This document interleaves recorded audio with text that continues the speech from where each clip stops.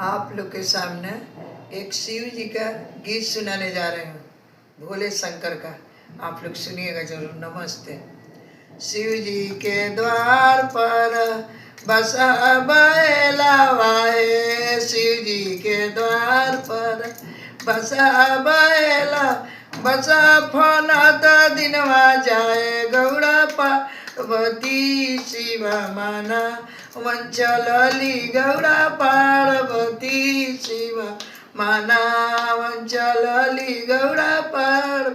शिव जी के द्वार पर भगिया के पेड़ा वाए, शिव जी के द्वार पर भगिया के भगिया लोढ़त दिनवा जाए गौड़ा पार्वती शिवा माना वंचलले गौड़ा पार्वती शिवा माना वंचलले गौड़ा शिव जी के द्वार पर एक पेरा धतूरा है, शिव जी के द्वार पर एक पेरा धतूरा तुरात दिनवा जाए गौड़ा पार्वती शिवा माना वंचलली गौड़ा पार्वती शिवा माना वंचलली गौड़ा पार। शिव जी के द्वार पर एक पेरा तुलसी है, शिव जी के द्वार पर एक पेरा तुलसी, तुलसी तुरात दिनवा जाए गौड़ा पार्वती